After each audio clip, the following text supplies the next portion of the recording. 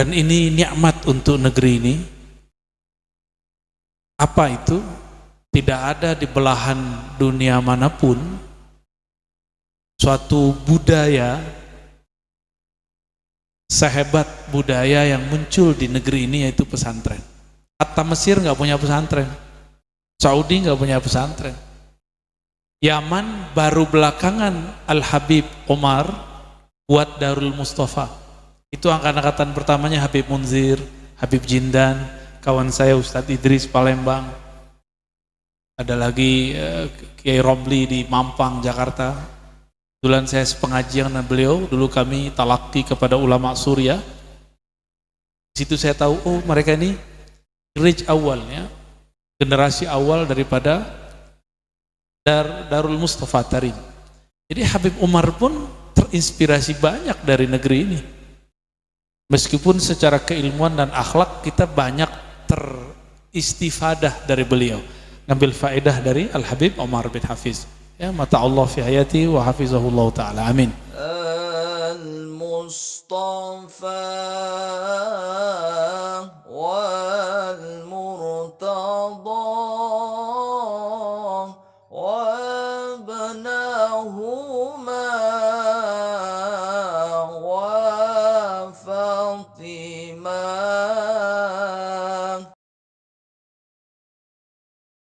Assalamualaikum warahmatullahi wabarakatuh.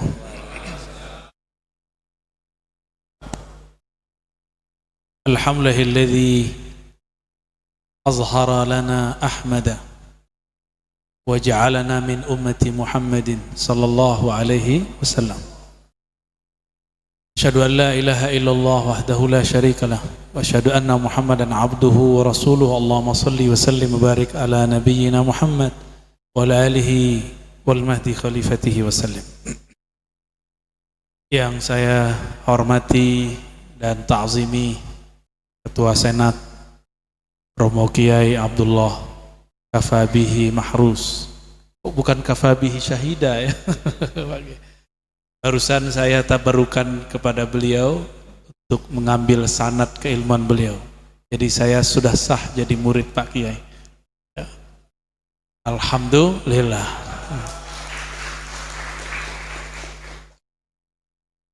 Jadi saya termasuk santri Lirboyo. Diterima nggak Pak Kiai? Alhamdulillah ya. Kita satu angkatan Gus.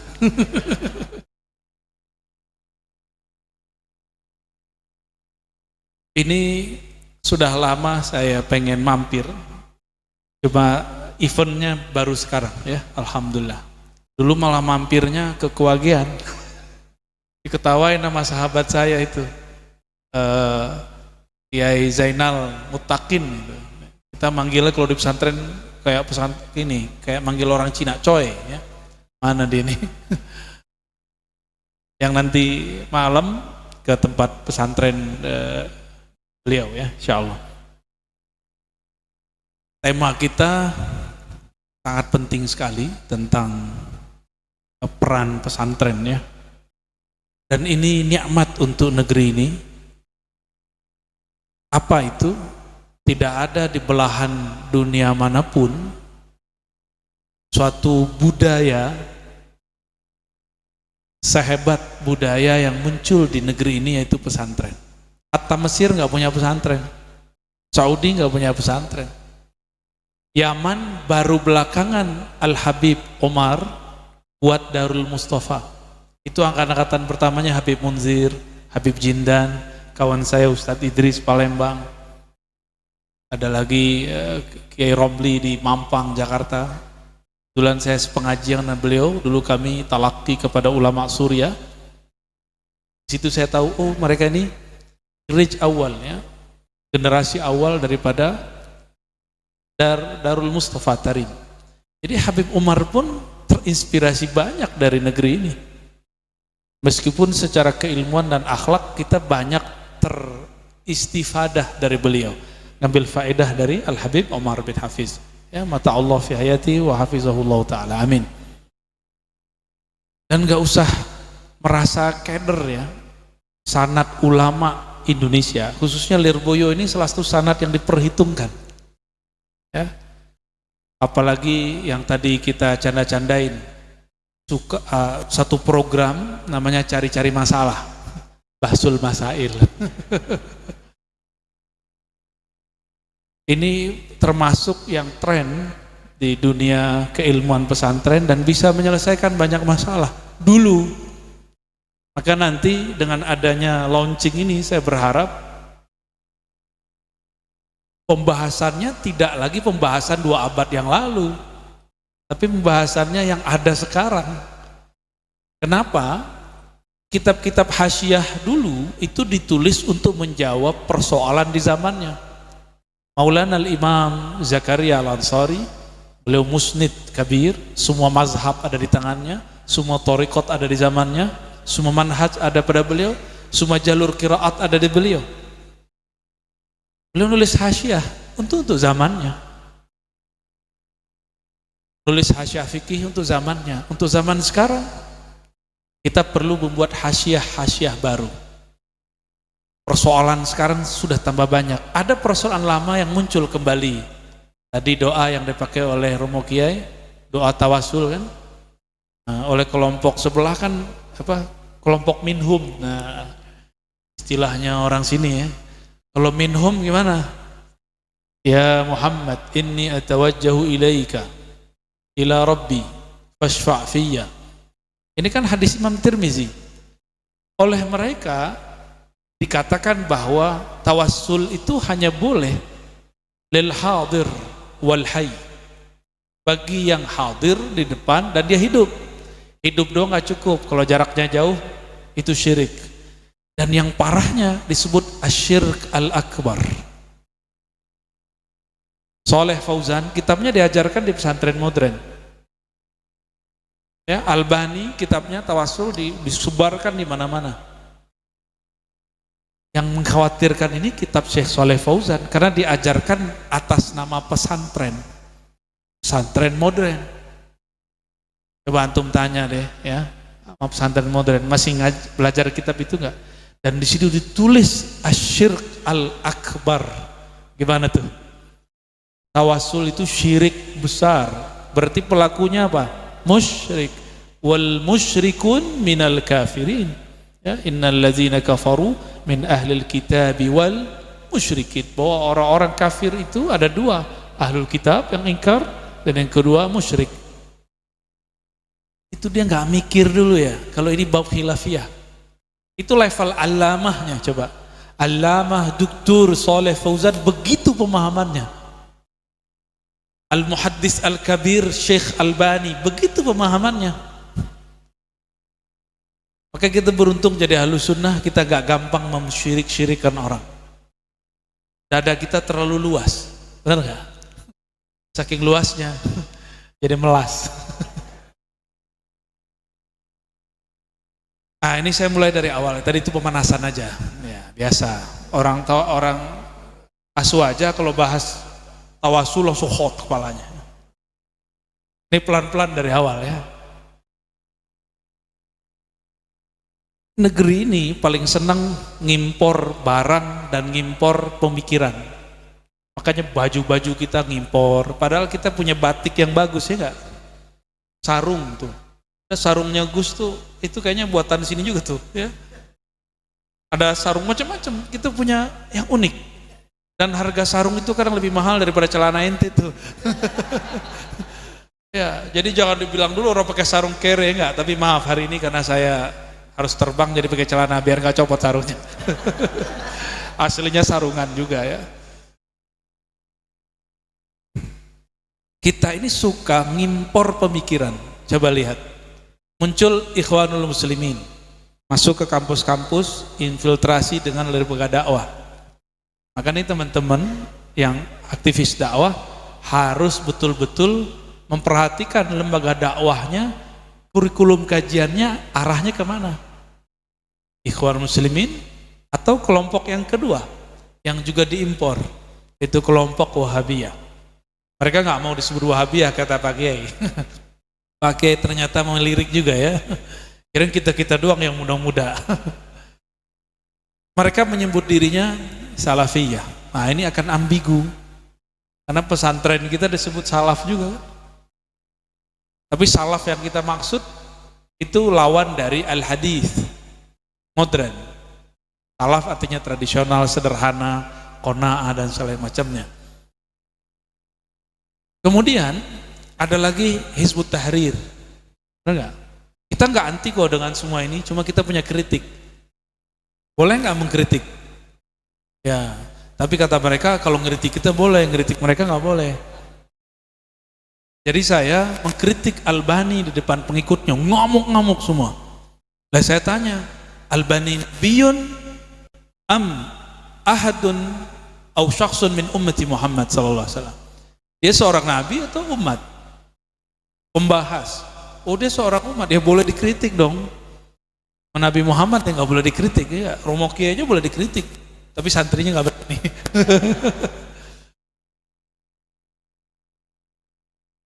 Itu kita kritik. Dan dulu guru kita Syekhna Ali Mustafa Yaqub beliau mengatakan, ini kelompok ekstrim ini seandainya mau mereka akan ja'alu al-Albaniya nabiyan. Seandainya mereka mau, mereka akan bersikap memperlakukan Albani seperti nabi.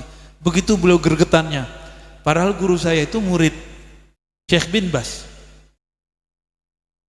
Guru saya itu murid Syekh bin Bas, Pak Kiai. Dituduhlah kami ini separuh-separuh Wahabi, kan? Ya salam. Itu gak benar ya. Kiai kami steril dari Wahabi ya. Alhamdulillah. Cuma agak kenceng dikit ya. Mutasyaddid. Ahlus sunnah mutasyaddid. Apalagi yang sering diimpor, ada lagi jemaah tabligh. Itu masih bagus. Jemaah tabligh ini didirikan oleh Maulana Ilyas Al-Kandahlawi, seorang muhaddis, ahli sanad, diteruskan oleh muridnya Maulana Zakaria. Maulana Zakaria ini muhaddis mursyid 3 thariqah. Maka sekarang di Madiun, Tomboro ini dulu pesantren thariqatnya Idrisiyah, NU juga, Nahdiyin, Aswaja. Ketika ketemu pola-pola jemaah tabligh, mereka kemudian mengadopsi. Dulu ada al-mursyidnya namanya Kiai Uzairan ya. Itu juga orang alim. Bernaqsyabandi tidak pernah khuruj fisabilillah seperti jemaah tabligh, tapi beliau setiap hari khuruj di pesantrennya. Ya, Kiai saya, Kiai Ali Mustafa Yaqub, didatangin oleh anak muda.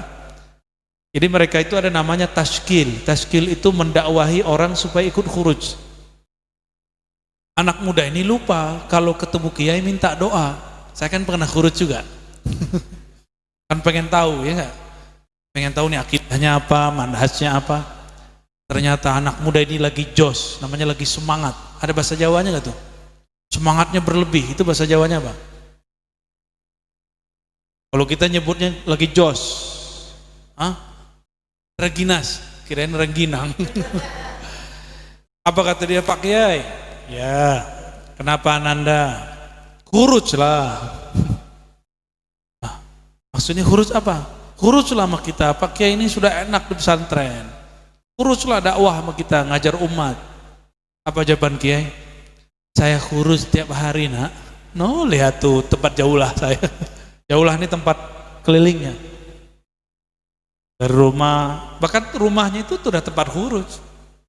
Ada tamu banyak datang, nggak berhenti-berhenti, kemudian ngajar, begitulah terus muter. Itu kiai saya baru aktif keluar-keluar, itu setelah santri ada yang bisa menggantikan beliau. Tadinya beliau main cuma sendiri atau berdua sama beberapa ustadz. Gak kayak saya yang hampir setiap minggu keluar ini. Jadi kita emang suka mengadopsi pemikiran.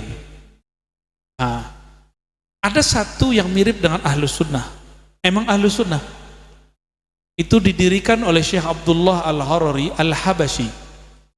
Beliau orang Habasyah, hijrah ke Libanon, lalu membuat pergerakan di sana, pergerakan anti Wahabi. Cuma yang dilibas oleh beliau ini tidak hanya Wahabi, Imam Ghazali aja dikritisi. Syekh Al-Buti pun ditahzir, tahu tahzir ya, di warning, oh ini sesat nih. Syekh Wahbah Zuhaili pun polemik, dulu pernah tinggal di Suriah beliau, kemudian pindah ke Libanon. Di Libanon beliau seorang Syafi'i, Asy'ari dan berthariqat Rifa'iyah. Cuma sayangnya mengkritisi ulama tidak pada tempatnya. Namun jasa beliau dalam mengkritisi Wahabi, Salafi, terutama karya-karya Ibnu Taimiyah, ini perlu jadi pegangan. Ini boleh dijadikan rujukan nih nanti Gus Ahmad ya, yaitu Maqalat As-Sunniyah fi Kashfi Dhalalat Ibnu Taimiyah. Coba diulang judulnya. Maqalat As-Sunniyah fi Kashfi Dhalalat Ibnu Taimiyah. Itu bacaan saya dari 2004. 2004 kita baca itu.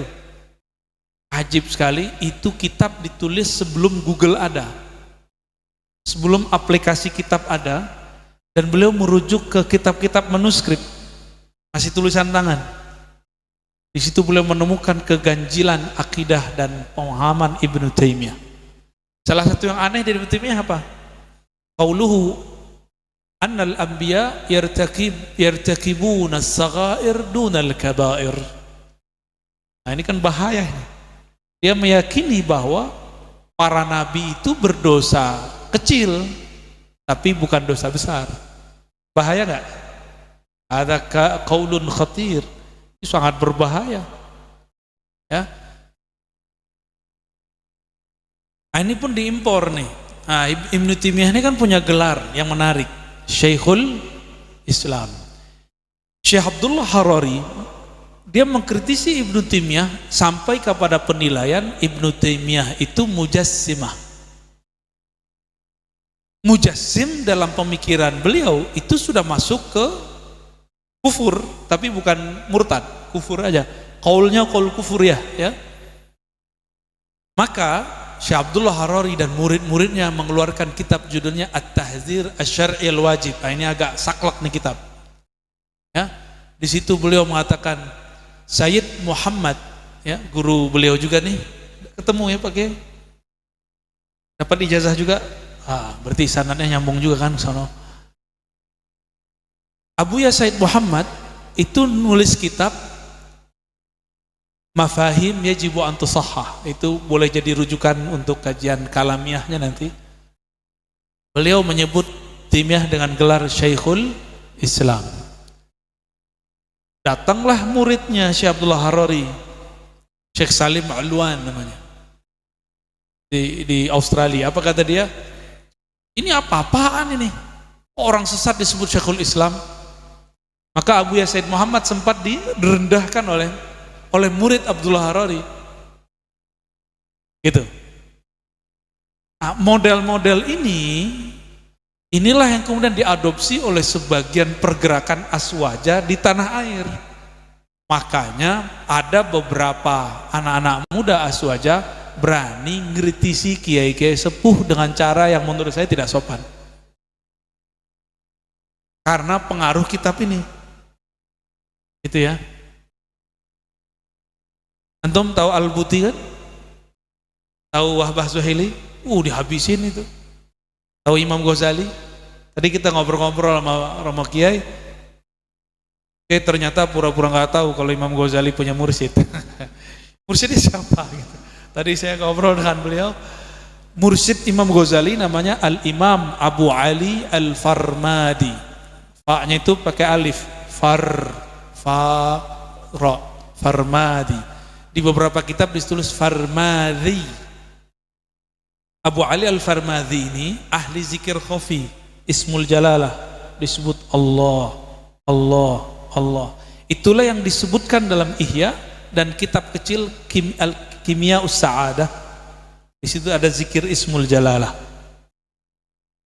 Kemudian juga disebutkan dalam Al-Maqsad Al-Asna bahwa beliau mentalakikan Al-Asma Al-Husna dari Abu Ali Al-Farmadi. Ya. Imam Ghazali yang dahsyat ini pun tidak lepas dari kritik Abdullah Al-Harari. Nah, maksud saya begini, teman-teman semua, aswajah kita sanadnya sudah jelas. Maka jangan kemudian nyerempet kritiknya, jangan kemudian malah membunuh, mengkritisi, menjadi benalu di dalam Ahlus Sunnah sendiri, bikin gak maju-maju ntar. Ya, lawan kita jelas kelompok yang mutatarrifun, yang ekstrim. Jangan sampai kita saling bantah-membantah sesama Ahlus Sunnah, habis cuma untuk bahas itu. Dan yang paling parah adalah bab politik. Nah, ini nanti akan banyak Ahlus Sunnah di akidahnya Asy'ari, mazhabnya Syafi'i, bertasawuf, baca Ratibul Haddad, Ratibul Attas, mungkin berthariqah, tapi pergerakan politiknya tidak sesuai dengan Ahlus Sunnah. Kata yang disinggung oleh Gus Ahmad. Ya. Kalau baca kitab Thahawi, kitab Imam Asy'ari, kitab Imam Ahlus Sunnah, apa ajarannya? Ya? Kita diperintahkan an nad'uwa li umara'ina atau li wulati umurina wa in jaru. Kami diperintahkan untuk mendoakan para pemimpin meskipun mereka menyakiti kita. Ini ditulis juga oleh Imam Sufi Abdul Wahab Sya'rani dalam Al-Minan Al-Kubra, kemudian juga dalam Al-Bahrul Mawrud, dengan lafaz yang berbeda-beda ya. Intinya mendoakan pemimpin itu sama dengan mendoakan rakyat. Jadi kita nggak ada urusan dengan saya beda ideologi dengan dia, bukan itu. Tujuan kita maslahat. Nah, itulah pembukaan saya ketika ngisi kajian di Kemenak kemarin. Ceramahi presiden dan wakil presiden kan. Saya jujur dan saya katakan saya nggak nyoblos Anda. Tapi saya malu kepada orang yang saya coblos, kok dia bisa legowo, Salamatus Sadar, Ar-Razi, yang katanya ngajar kitab, tapi nggak bisa legowo.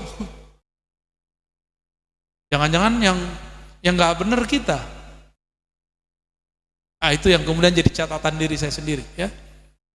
Tapi banyak yang nggak senang juga dengan kata-kata saya itu ya. Dikira saya menjilat pemerintah, ya sorry. Saya datang ke sana karena perintah guru. Gak akan saya terima kalau nggak perintah guru. Ya. Baik, ini poin terpentingnya. Jadi orang-orang kita suka ngadopsi, suka impor. Nah, saya mau kasih tahu ke saya diri sendiri dan kita semua bahwa keislaman negeri ini sebenarnya juga berasal dari sana. Jadi kita sebenarnya nggak perlu ngadopsi. Setelah diimpor dari sana, lalu kemudian dipribumikan, menjadilah seperti Aswaja yang kita lihat hari ini. Jadi sudah banyak yang dibenerin. Dulu Hadratus Syekh Hasyim Asy'ari, ya, Bahyai Wahab, Hasbullah, termasuk Bahyai Mahrus, ya, ngambil ilmunya kan ke sana juga.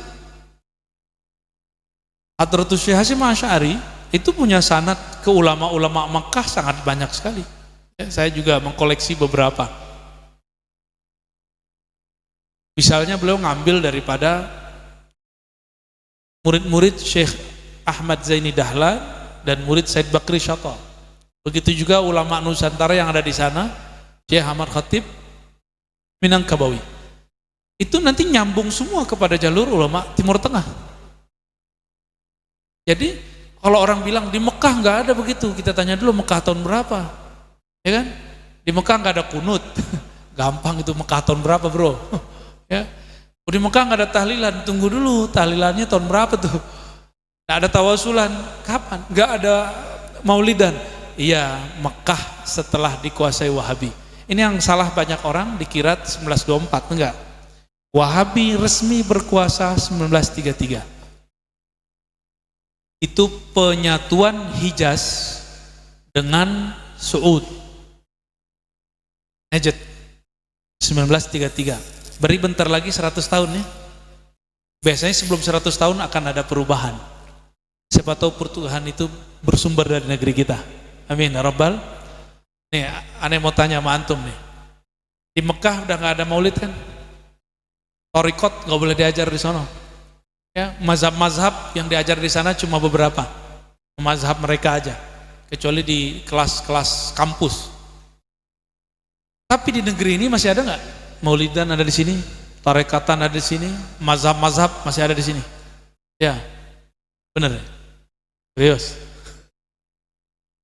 Dalailan ada di sini nggak? Jadi dulu yang diamalkan ulama Madinah, Mekah, udah diamalkan oleh orang Nusantara hari ini. Dan yang paling terbuka mengamalkannya, mengembangkannya itu pesantren-pesantren. Maka kita perlu bangga menjadi bagian pesantren. Karena pesantren nggak ditutup kan? Pesantren ditutup nggak? Semua sekolah ditutup di Jakarta. Pesantren tidak pernah ditutup. Semoga ini sir nubuat Nabi Muhammad SAW.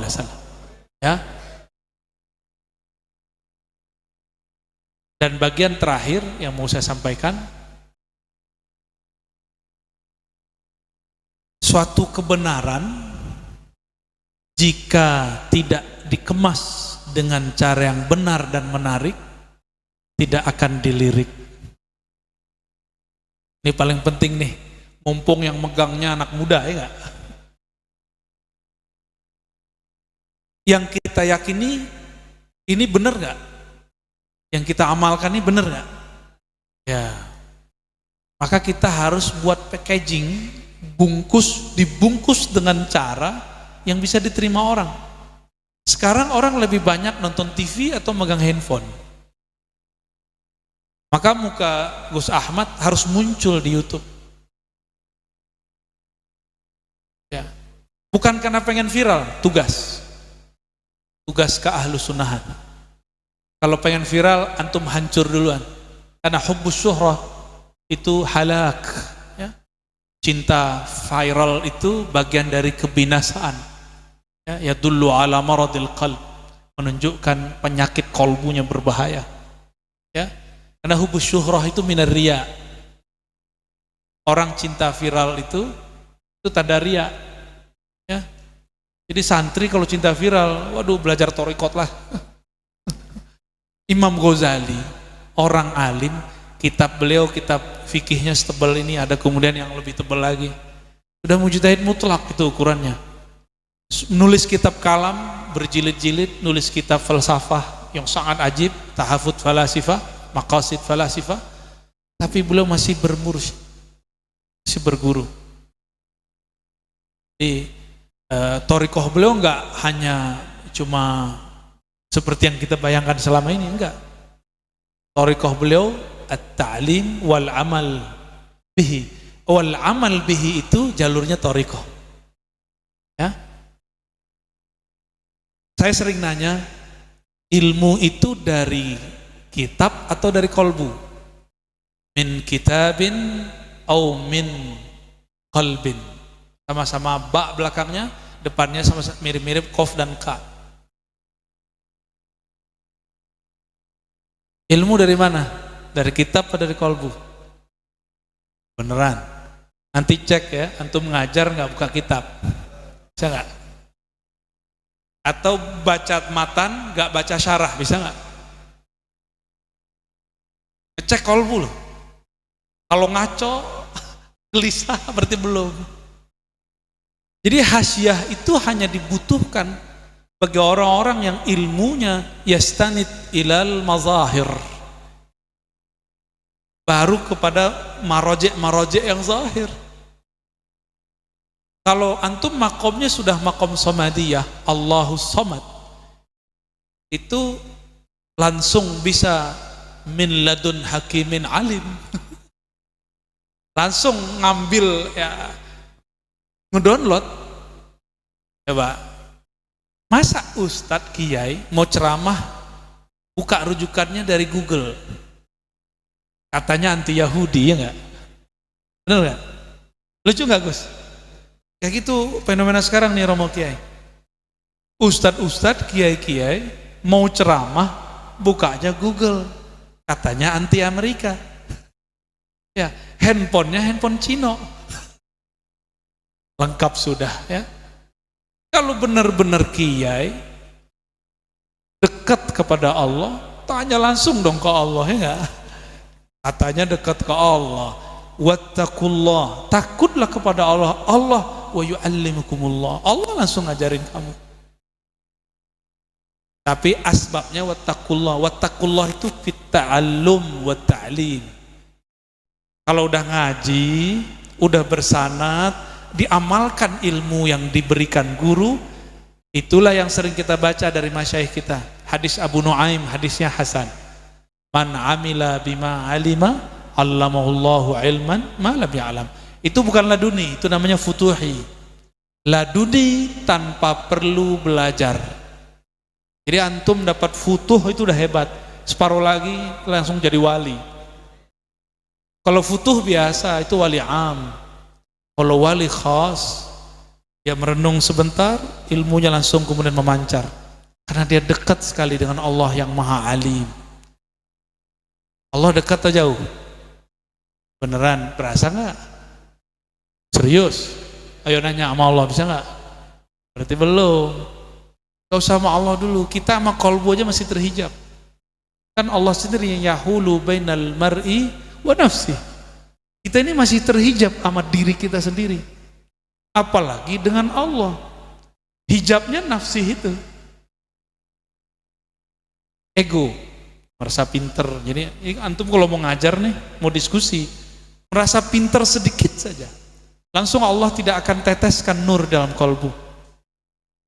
Maka bahsul masail kita harus ada nuansa kerohaniannya. Sebelum diskusi, tawajuh dulu lah, tawasul dulu ya. Ini kan pas bahsul masalah panas tuh, tutup lagi nanti dengan istighfar.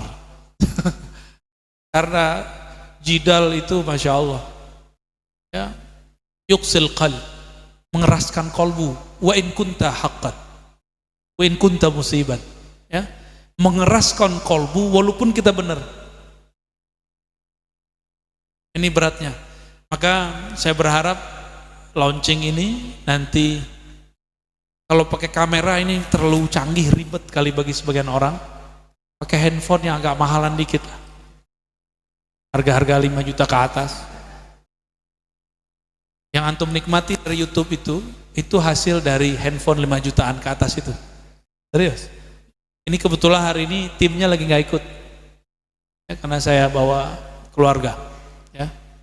Biasanya ada 2 orang yang ikut. Pakai handphone aja, hasilnya jelas kan?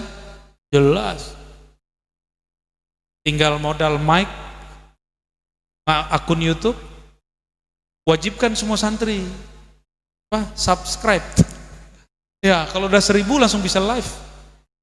Tapi jangan kemudian bunuh diri sendiri sebelum tampil betul-betul siap lahir dan batin. Maka kalau kita ada orang-orang yang misalnya ingin kritisi, istifsar, intiqad, kita bisa jawab. Kalau kita salah, ngaku salah. Namanya kalau udah masuk YouTube kan gimana? Jadi benar-benar harus koneksi kepada Allah, harus kuat. Dan harus munsif, salah, ngaku salah dan minta maaf. Ya? Meskipun wa in kunta muhiqqan wa in kunta musiban, meskipun kita merasa diri kita benar. Ya? Satu kali saya bercerita tentang pengalaman saya ziarah ke kampungnya Yahudi. Ziarahlah ke Nabi Daud. Di situ orang-orang Yahudi, Masya Allah, jenggotnya lebih dahsyat daripada jenggot kelompok minhum itu. Terbayanglah saya waktu itu, oh kayaknya Nabi Harun begini nih. Kok mirip ya dengan minhum. Tapi oleh mereka nanti dipretelin. Jadi mereka mengatakan, saya mengatakan hum itu mirip dengan Yahudi. Enggak, saya nggak ngomong begitu. Justru jenggot Yahudi mirip dengan hum. Amhim hum ya jelas. Mereka tersinggung. Maksud saya benar. Ana musibun, muhiqqun. Lakin bi kalami yata'adza bidzalika ba'dul muslimin. Ya. Karena kalam saya ada orang tersinggung. Murid-murid, teman-teman muhibbin itu belain kita. Tapi saya nggak tersanjung. Malam-malam saya ngamalkan zikir wirid asas Imam Syazili. Sampailah pada zikir ya Latif, ya Latif, ya Latif, ya Latif. Saat itu terasa kolbu itu kayak tersiram. Tadinya lagi emosi kan, kayak ada kesejukan mengalir. Ya Latif. Gak tahu antara sadar gak sadar, saya mendengar satu kalam, saya anggap itu ilham. Sudahlah, kau minta maaf saja kepada mereka. Begitu ya, ya sudah. Tahu-tahu udah selesai ya Latifnya. Ternyata Allah itu sangat dekat dengan namanya. Disitulah saya praktek ana ma'ahu idza dzakarani, hadis Bukhari Muslim, hadis qudsi. Aku bersamanya jika dia menyebut namaku. Jadi kalau antum mau dialog dengan Allah, sebut namanya dengan adab yang bersanad kepada wali-wali Allah. Jangan ke wali syaitan. Sama-sama isim tapi ke wali syaitan, nanti bisikannya balas aja, buka ya, hantam. Tapi kalau dari Allah enggak. Dan itu jelas sekali. Kalau di bahasa Arab kan gitu, fasta'fu minhum. Ya, pakai hum memang di situ. Ya. Allah itu pemaaf. Allah itu memberi maaf. Ya sudahlah, maafkan kesalahpahaman mereka, kamu minta maaf dari mereka. Jadi nanti forum diskusi ini semoga ada hasilnya. Selesai posting. Sekarang orang bukan zaman baca, zaman nonton. Benar? Rios. Itu udah curhat tuh Gus. Maka tolong nanti kawan-kawan ini khidmah untuk nyokong para asatis untuk memproduksi kajian-kajian positif. Jangan biarkan YouTube itu kosong dari konten-konten Ahlus Sunnah yang positif. Ya, kira-kira itu yang dapat saya sampaikan. Wallahu a'lam bishawab. لي خمسة أطفي بها حر الوباء الحطمة